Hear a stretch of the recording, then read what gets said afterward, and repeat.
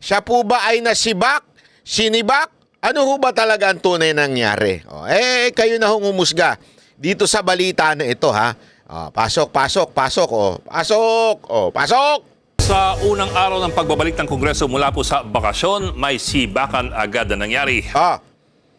Unang araw pa lamang daw ng pagbabalik ng Kongreso o ng Kamara ay, ano daw meron? Siba ang nangyari. Hindi po ako nagsabi. Ha? Baka mamaya, nandiyan ka na naman, Zaldico, sabihin mo, fake news ako o yung mga sinasabi ko, libelous. Hindi po ako nagsabi. Ha? Ayan po si Ed Lingaw, sinabi niya, unang pagpasok pa lamang ng taon na ito ay may sibakan na nangyari. At ikaw yung tinutukoy niya. Tingnan mo yung picture mo. May sibakan talaga nangyari. Okay? So, wag ka nang marami pang sinasabi dyan. Ito, pasok. Ang casualty, ang chairman ng House Committee on Appropriations. Casualty, ikaw daw. Naku po. Ousted. Ayan ha. Ang linaw. Ousted. Sinibak. Sinipa. Tinadyakan. Isinuka. Ousted as chairman, House Appropriation Committee. Ano ho ba yung House Appropriation Committee? Yan po yung sinasabi nga ni VP Sara Duterte. Dalawa lang ang may hawak ng budget ng Pilipinas. Walang iba kung hindi ang Chairman ng House Appropriation na si Zaldico at yung kanyang bossing na si Speaker. Appropriations si Congressman Zaldico. At hindi po ito basta-basta. Ang komite sa appropriations na marahil ang isa sa pinakamahalaga at pinakama-impluwensyang komite sa buong Kongreso. Malinaw yan, ha? Sinasabi, pinakamahalaga, pinakamakapangyarihang komite. Yan ang inaasam ng lahat. Bakit? Diyan sumisipsip ang lahat ng congressman. Para kang ano niyan para ka talagang Panginoon dyan pagka ikaw ang chairman. Dahil ito po ang bubuo ng taon ng budget ng gobyerno. Nako. Lahat ng mga ahensya ng gobyerno halos manikluhod na dadalaw sa Appropriations Committee. Lahat daw, lahat, all. Tingnan nyo na, ha? Lahat ng imantakin mo, lahat ng sekretary, nagmamanikluhod-luhod dito. Naku po, patay tayo dyan. Pangit pakinggan. Lumuluhod daw dito sa chairman ng House of Appropriation. Kahit sino man ang namamahala sa Appropriations Committee, siguradong malapit siya sa mga Diyos ng Kongreso at ng Malacanang. Naku po. Dikit daw sa Diyos ng Kongreso at Malacanang. Yan, ganyang katindi ang power ng appropriation. Malupit talaga ho itong kaganapan na ito. Mantakin mo, ikaw ang pinakamakapangyarihan dyan, ikaw ang talagang sayo ang sumasaludo lang lahat ng sekretary. Di ba? Tuwing budget. At sabihin natin, siya ang tunay na malapit sa kusina. Nakatunayan, nung nireklamo ni VP Sara Duterte ang budget ng kanyang ahensya, ang pininteriya ni VP Sara ay si Speaker Martin Romualdez at si Appropriations Committee Chairman Zaldico. Ang hirit ng bise, ang budget ng Pilipinas ay hawak lamang ako at ni Speaker Romualdez. Naku po. Nakakaya. Anak ng weteng. Unti-unti na kayo naglalaglagan. Naku po. Kasi mamaya papaliwanag natin bakit tila laglagan ng naganap. Mukhang laglagan ng naganap. Panoorin pa natin. Pasok. At medyo kakaiba rin kasi ang kaso ni Ko. Sa nakaraang mga kongreso, ang Appropriations Committee ay binibigay lamang sa mga napaka-senior na congressman na malapit sa administrasyon. Si Ko ay nasa kanyang pangalawang termino pa lamang nang makuha ang Appropriations Committee Chairmanship noong 2022. Wala rin siyang distrito. Siya po'y kinatawan ng party list group na Ako Bicol. Isa po siyang negosyante mula sa Albay, pinuno ng SunWest Group of Companies na nasa construction, power generation. Nasaan daw? Anak ng wewe, oo. Siya daw ay CEO ng SunWest Group of Companies, Real Estate Construction. So, totoo pala ang bali-balita. Nasa construction ito. At real estate. Kaya't parang hindi pa ganon kalalim ang kanyang hugot sa... Pero gayon pa man, sinasabi nga ni Ed Lingao, ang chairman of appropriation ay napupunta sa mga veterano na. Ibig sabihin, mga matagal na congressman, mga matitindi ho talagang congress, mga senior, ika nga, yung mga matatanda. Pwede dyan yung sila Zarate, yung mga ganun. Pero syempre, laging opposition yun eh. Pwede rin si Abante. Mga matatanda daw at saka talaga seniors na pagdating sa posisyon, ika nga. Ibig sabihin, hindi lamang isang beses, dalawang beses, mga apat, yung mga talaga nabulok na dyan. Yan daw, doon daw binibigay yung chairman ng appropriation. Pero this time, ewan ko kung first time ito, pero ibinigay sa isang party list representative. Di ba? Naku po. Mukhang malupit talaga ang kapit ni Kuya.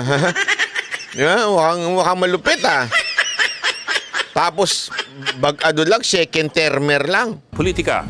Pero ano pa man. Pero matindi doon yung mismo. Ikaw ba naman yung may construction? Kaya ikaw, naku, lupit mo, Brad. Bakit parang biglang napatalsik sa kulambo itong si Zaldico? Yan ang tanong ng lahat ng Pilipino. Bakit bigla-bigla? Biglaan nga ba? Pinag-usapan nga ba? O beke naman, alam mo, paandar lang. Hindi kasi kailangan natin malaman. Bakit biglaan ito? Sabay pa dyan sa Iglesia ni Cristo na is this part of conspiracy? Part of a script na sige na, okay na, huwag nyo nang ituloy ko ano man ang magaganap. Basta bibigay na namin ng ulo dito. Para naman masabing masatisfy. Tandaan ninyo kasi pagbali-baligtarin mo ng istorya. Yeah? Pagbali-baligtarin mo ng istorya na keso sinasabi ng Iglesia ni Cristo na sumusuporta sila sa Pangulong Marcos sa posisyon nito na walang impeachment na magaganap. Pero alam nyo, pag kayo inaan doon, nakikinig. Ako po, nakinig po ako dun sa mga spets po dun. Talagang nakikita natin yung mga tao dun. Ayaw nilang matanggal sa posisyon si VP Sara Duterte. If there is one clear message, ika nga, dyan sa INC rally, favor ito kay Vice President Sara Duterte. Yan po ay matinding paninindigan na ginawa ng INC. At tayo po ay nagpapasalamat doon. At ang mga kababayan natin nagpapasalamat sa kanilang suporta kay Vice President Sara Duterte. Kaya nga, ito hubang matinding nakalaban ni Vice President Sara Duterte na si Zaldico, ay isa lang po ba siyang parang, alam mo yun, sacrificial lamb? Bibigay na namin ang ulo nito. Tatanggalin na namin sa posisyon ito. Basta bati-bati na tayo. May ganun kayang eksenang naganap? Hindi, sa tingin ninyo. Kasi parang ganun ang dating sa ibang tao na parang ano lang yan, kaya yan yan yung binigay ang ulo na yan, o kaya yan sinibak. Para somehow, alam mo yun, panakipbutas doon sa bigger mistake o bigger fiasco na ginawa ng Kamara dito kay VP Sara Duterte. Tandaan ninyo, dinurog ng todo-todo si VP Sara Duterte at talaga nga namang para masatisfy yung mga kumampi kay VP Sara Duterte, halimbawa na ang INC, sige na, yung isa sa kalaban ni VP Sara Duterte, sibakin na lang namin. Ganun po ba? Ano sa tingin ninyo? I-comment nyo nga dyan. Sa unang araw ng sesyon kanina, may naghain ng mosyon na deklarang bakante ang posisyon ni Ko bilang Appropriations Committee Chairman. Ang pagdeklarang bakante ang isang posisyon ay katumbasan rin po ng pagsibak. Yun. Malinaw ito Ang pagdeklarang bakante ang isang posisyon, chairmanship, ay isa na ring pagsibak. Hindi po ako nagsabi niyan. Si Ed Lingao po nagsabi niyan. Malinaw ulitin natin. Linawin natin. Po ng pagsibak sa isang opisyal. Ayan. Pagdeklarang bakante ang isain ng mosyon na deklarang bakante ang posisyon ni Ko bilang Appropriations Committee Chairman. Ang pagdeklarang bakante ang isang posisyon ay katumbas na rin po ng pagsibak sa isang opisyal. Malinaw na malinaw, sinabi po yan ni Ed Lingao, hindi po sa ating galing yan, ha? Na ang pagdeklarang bakante ang isang posisyon ay isang pagsibak. So, malinaw na malinaw, sinibak. Hindi ho nag-resign, sinibak. Yun ang sinasabi ni Ed Lingao dito na ginawa walang iba kung hindi ang anak ng presidente. So, ang tanong ng lahat dito, eto ba ay may utos mula sa presidente na sibakin si Zaldico? Yan o ang tanong. Si Marcos po ba ang nagpasibak kay Zaldico para maiwas niya yung kanyang pinsan? Yan kasi ang tanong dyan eh. Di ba ho? Kesa na madali pa itong pinsan ko, o kesa na mawala pang yung somehow yung bas-bas na anointing dito sa pinsan ko, sibain na lang natin etong kanyang kanang kamay o etong isa sa mga binanggit. Actually, dalawa lang naman sila. Si speaker lang naman at saka si Zaldico. Di ba? Ito kaya ang dahilan? At ang mosyon ay hindi galing sa kung sino-sino lamang, kundi sa mismong anak ng presidente na si Congressman Sandro Marcos. Nako. Ang tanong tuloy ng ilan, meron ba itong ibang ibig sabihin? Ako, sa tingin ko ito, opinion ko lang to sa tingin ko meron talaga. Merong ibig sabihin ito. Simple lang. Malamang sa malamang, malaking percentage, galing ho ito sa presidente. Yung pagsibak kay Zaldico. Ito, linawin na natin ho ito Wala na hong question dito kasi meron pa sinasabi na nag-resign daw at hindi sinibak. Hindi ho. Ang pagdeklarang bakante, sabi nga ni Ed Lingao, ay nagkakatumbas ng pagsibak. Malinaw po yun. Kaya nga sa title pa lang yan nung kanina, di ba? Ousted. Di ba? Tuloy. Isang oras matapos siyang masibak sa katungkulan, naglabas si Ko ng sariling pahayag. Ako po, biglang naglabas ng sariling pahayag. Gustong isalba yung sarili. Kusa raw siyang nagbitiw dahil sa ilang pressing health concern. Nakang bigla nagkasakit. Ayos ka din, Pag nagdemanda ka, talagang full energy ka. Pero ngayon, bigla kami sakit. Ang bira ka, oo. Naniniwala ba kayo? Ako, hindi ako naniniwala. Kalokohan. All of a sudden, bigla ka nagkasakit? Anak ng weteng naman yan. Huwag ka sanang matuluyan, Pero hindi magandang biro yan kung biro lang yan. Yung sabihin mo, hindi, may sakit ako. Hindi magandang biro yan, kapatid. Hindi maganda. Yun lang, kahit si Congressman Benny Abante, ang co-chairperson ni Ko sa Appropriations Committee, ay nagulat sa kanyang pagkakatanggal at mukhang nagulat din sa kanya umunong pressing health concern. Ang ganda na sinabi dito. Ebidensya to. Ano sabi? Kahit si Abante na co-chairperson, ibig sabihin ka-team ika nga ni Zaldico. Co-chairperson, ibig sabihin kasama mong chairperson ka. No, di ba? Nagulat sa pagsibak at nagulat saan? Na may sakit. Hindi ho alam mo yun, masyado na hong ako, para sa akin isang matinding kasinungalingan kung sasabihin talaga nating nag-resign. Matinding kasinungalingan, sa tingin ko lang Bakit to, Kanyo? Ayan na yun, mismo yung kasamahan niya, hindi nga alam nasisibakin siya at bigla-biglaan at the same time hindi alam na may sakit siya. Ibig sabihin, the decision happened to be from the top. Parang ika nga beyond pay grade ni Abante ito. O wala sa kanyang level, ika nga. The decision galing sa kataas-taasan. Kasi nagulat di ba? Nagulat yung kasamahan mo. Wala sa mga congressman. Nanggaling mismo, at sabi nga nila, napaka-obvious naman. Kanino ba galing? Mismong sa anak ng presidente. Oh. So, dalawa na kagad ang na-prove dito. Number 1, talagang sinibak. Number 2, galing sa taas ang desisyon.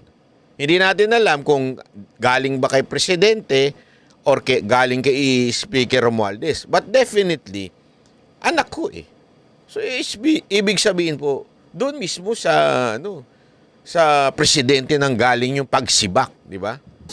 Ito pa ang isang paramdam. Ang sabi ni Ko sa kanyang pahayag na he serves lamang at the pleasure of the majority. So mukhang hindi na ito pleasure ng majority o ng liderato. So ibig sabihin, hindi na daw pleasure ng liberato ng Kamara.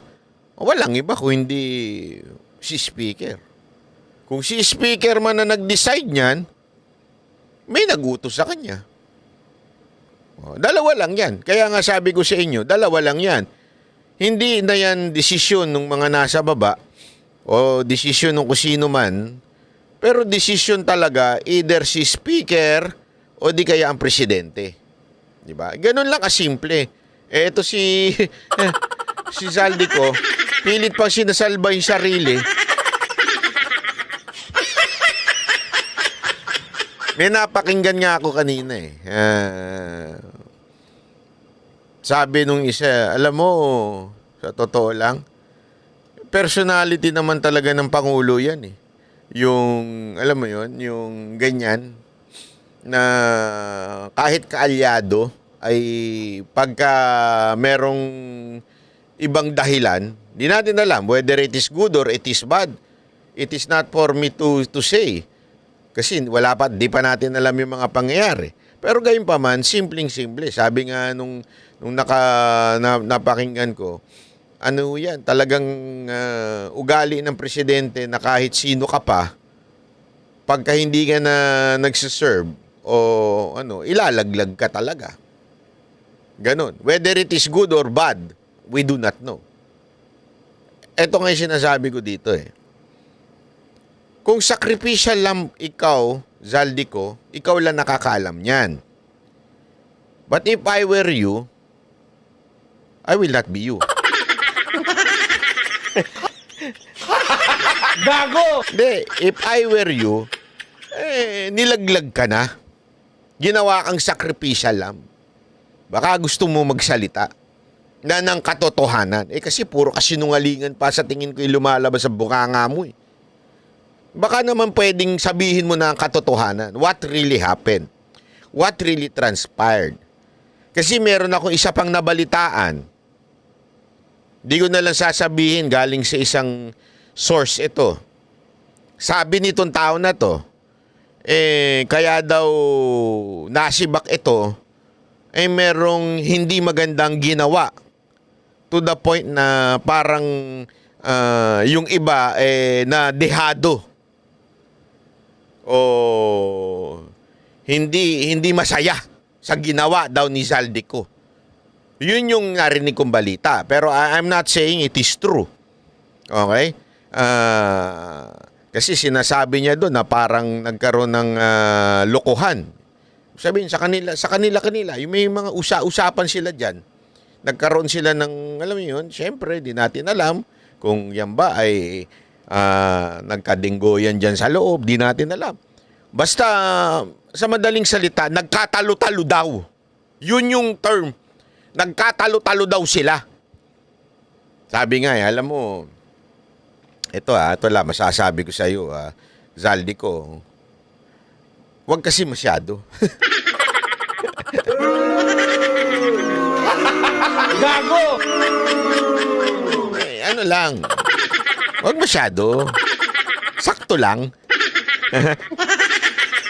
Kaya tuloy nagkakaganyan kayo. Mantakin mo I don't know if that is true. Basta ako narinig ko lang po yan. Kung totoo yan, Kayo na lang ang makakapagsabi niyan. Basta ang sinasabi lamang po natin dito mga kababayan, malalim ito.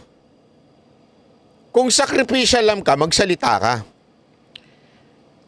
Pero kung hindi ka nagsalita, iisipan ka ngayon ng taong bayan na meron niya nangyaring talo-talo dyan sa loob. Bakit ka nasibak? Di ba? Unless papayag ka na ang dating kaya ka nasibak ay dahil may ginawa kang hindi maganda. Kasi ganun lang naman po yan eh. Bakit ka sisibakin sa isang bagay na maganda ginagawa mo? Tama, mali. Kaya ka sisibakin sa isang bagay ay dahil meron kang ginawang hindi maganda. Ganun lang kasimple yun. Dito, paulit-ulit na sinasabi ni Ed Lingao, hindi po ako, si Ed Lingao, yung pag-declare ng vacancy, it only means that you are ousted. That you are, ayan o, nasaan pa, sinulat pa nga niya dyan di ba? That you are ousted and you're fired doon sa iyong katungkulan. So anong dahilan nun? Di ba? Ito'y matatalaga sa kasaysayan. Or talagang natakot lang etong si Romualdez sa nangyari sa INC. Kasi tandaan ninyo, baka sabihin nung iba, hindi, nauna naman yung hindi. Umaga pa lang, gabi pa lang, punong-puno na ng tao ang grandstand. Ibig sabihin, alam na ho ng, siyempre, nag-o-observe po dyan yung mga congressman. Alam na po nila na dadagsain talaga ng todo-todo yan. So that, para medyo humupa-hupa, ika nga, yung alam mo yun, yung apoy, kailangan may gawin ang kamera. Kasi pag balik-rin po natin, kahit paulit-ulit pang sabihin ng spokesperson ng INC na we are here for peace, we are here to support the statement of the President not to impeach VP Sara Duterte, the mere fact na pinagsalita nila si Marcoleta na walang ibang mensahe si Marcoleta kung hindi ang kapalpakan ng mga congressman, kung hindi ang mga kawalangyaan na ginagawa ng congressman, kung hindi ang matinding katarantaduha ng Kamara, ayun lamang po ay simpleng statement ng INC that INC is no longer happy with what is Romualdez is doing. Ika nga. Ganun lang o kasimple po yun. Huwag na nating pagbalik-baliktarin. Huwag na nating, kasi yung iba ginajustify pa na, alam mo naman yung mga tanga-tangang loyalista na vlogger, ginajustify pa, hindi naman yan para kay BP Sara Duterte, hindi naman yan anti-Marcos. Oo, wala naman tayo sinasabing anti-Marcos yung rally na yan. Pero gayon pa man, it's really obvious.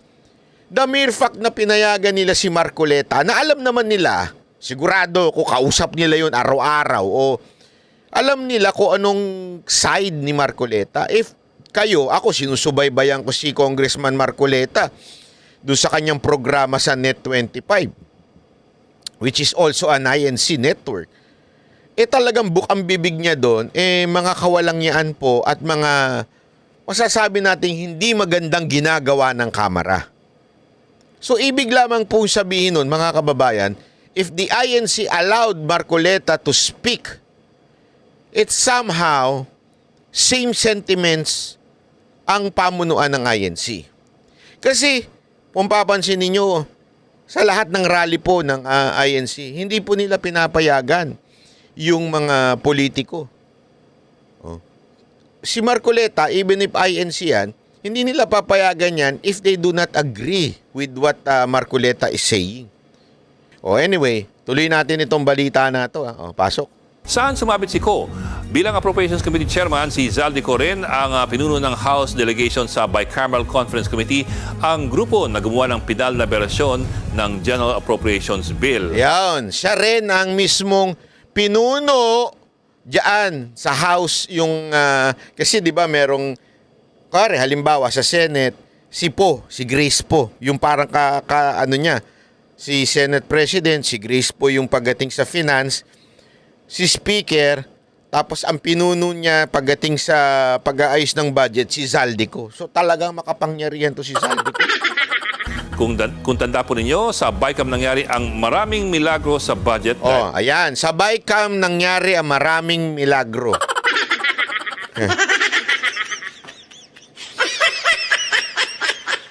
Pag sinabi mong milagro, maaaring mabuti yan, pero maaari ding masama yan. Diba? Pag may milagro kang nangyari. Kasi maraming ibig sabihin niya. Pwedeng alam mo yun, may good news, milagro. Kasi gumaling ka, ganun. O di kaya pag may milagro, may nawala. Diyan daw, sabi ni Ed Lingao. Ng paglobo ng public works budget ng 288 billion pesos. Nako, DPWH lumobo ng 288 billion? Hanlupit mo. Sino ang pinuno sa House? Si Zaldico. Anong merong negosyo si Zaldico?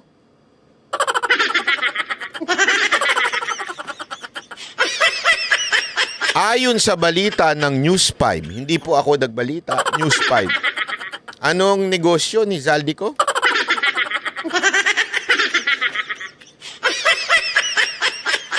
At ang pagbawas ng pondo ng maraming social services gaya po ng DSWD, edukasyon, agrikultura at ang PhilHealth. Samantala, pinasok naman ang 26 billion pesos na pondo para sa AKAP, ang ayuda para sa kapos ang kit. Kaya pala nung Disyembre, habang ako'y kumakain ng ichiran, tsaka umihinom ng hot sake, nakikita ko lumalabas itong si Zaldico, pinagtatanggol yung AKAP.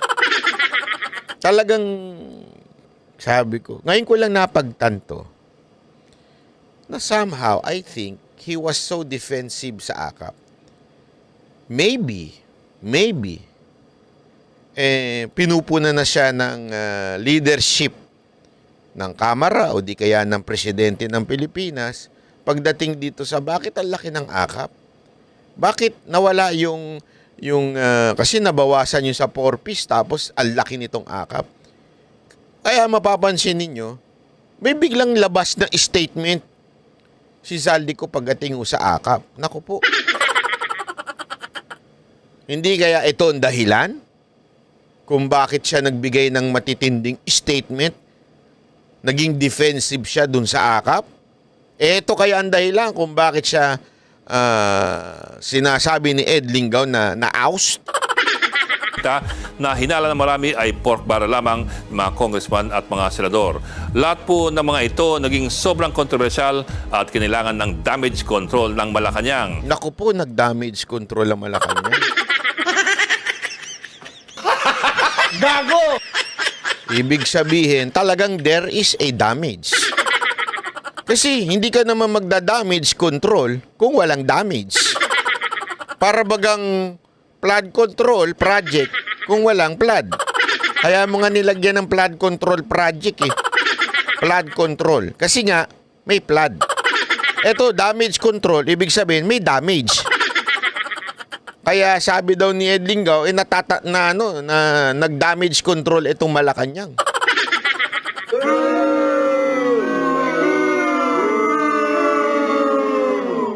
Ang tanong ng karamihang Pilipino ngayon, eto bagang damage control na ito, ito hubang hakbang ng Pangulo na control ay ang pagsibak kay Zaldico? O ha?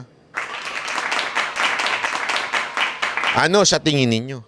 Nag-line veto ang Pangulong Marcos sa halos 200 bilyong piso na mga proyekto. Nako po. At sa huli, mukhang si Ko ang unang nalaglag dahil sa sigalot sa budget. Yun ang matindi dito. Dahil ba dyan sa damage control, ang unang na-control Ang unang tinamaan ng hinagpis ng presidente ay walang iba kung hindi si Zaldico. Ano kaya? Puwersahan to? O kaya binigyan siya ng pagkakataon, Zaldico, alis na. Ano sa tingin ninyo? Sabi nga nung hindi, ako, nag-iisip lang ako. Malaro lang yung isip ko. Ano kaya ang dahilan kung bakit siya ang naging damage control? Siya kaya ang talagang naging damage control ng Pangulo? O di kaya sacrificial lamb? Hindi kaya may nagawa talaga siyang hindi maganda? O baka naman merong onsehang naganap?